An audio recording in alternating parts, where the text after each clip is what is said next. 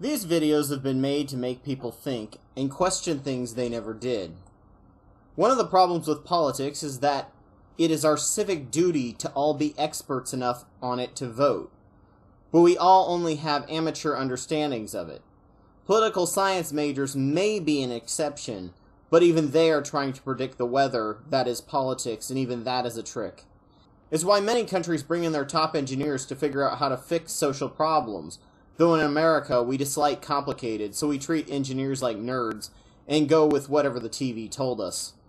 When arguing religion, it takes a lot more work to learn how to poke holes in all their ideas. With politics, it's exponentially more so, and some of them would require all your time citing your sources, then proving that source wasn't jaded or manipulated. I'm currently a political agnostic.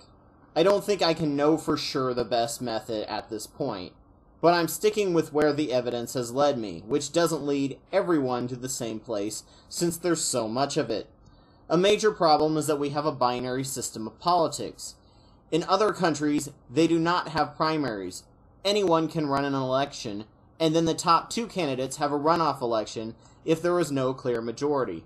This ensures that multiple parties can run candidates and have a chance of winning. In our system, we only really have a viable chance of two major parties winning. These two parties at one point got together and made an agreement to shun all other parties from presidential debates. This ensures that the two parties have the monopoly on the issues being discussed, and other issues are sidelined. Another issue is that the candidates are pretty much owned by donors and not voters. Lobbyists and companies have the most to give, and politicians have to spend hours on the phone daily just calling to get donations instead of working to pass legislation. The only way to ensure fair elections is to have the public fund anyone who gets a certain number of signatures. Then all parties would be on the same playing field instead of the biggest parties getting all the donation and then having to kiss the companies' asses to get more money and ignore the voters. Another issue that needs to be addressed is term limits. George Washington could have been president all his life. He was that popular. However, he stepped down after 2 terms because he realized how absolute power could corrupt. He also believed that all Americans had ideas, and his views weren't the only ones. And he wasn't the only one who could do the job best. It is well known that incumbents almost never lose their seat unless some major event occurs. This is because people like what they know, or dislike change even more than they dislike what they know. This ensures that the most popular, and not necessarily the best person for the job, wins.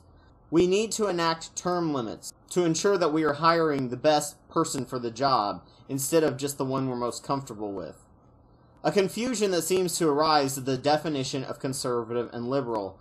People think they have everything to do with definitions of parties or overall philosophies, and at this point that's what they've become. But a concept I had not come across until a few years ago was a definition that Teddy Roosevelt defined, perhaps not in word but in action. He was constitutionally liberal, meaning that if the Constitution didn't tell him that he couldn't do something, then it was okay for him to do it. The conservative view uses the opposite side, that if the Constitution doesn't say that a leader can do something, then they can't do it. The conservative constitutional view has been an idea that has been crammed down our throats, and I never question it. The Constitution never mentions that the leaders are limited by it. Therefore, the IRS, by a liberal reading of the Constitution, is perfectly fine, but the Federal Reserve and fiat currency are still completely against the Constitution. Making these videos has really made me question what I think about politics, and made me aware of some political views I'd never thought of before. Prior to the past year, I was very certain of what the best system of government was, whether conservative, like prior to losing my faith, or libertarian. I was firmly set on the best system currently existing. I was a political Gnostic, and I knew what was best. As it turns out, the more I know, the more I realize I might not know in politics. It covers sociology, psychology, economics, ecology, and many other fields of complicated study.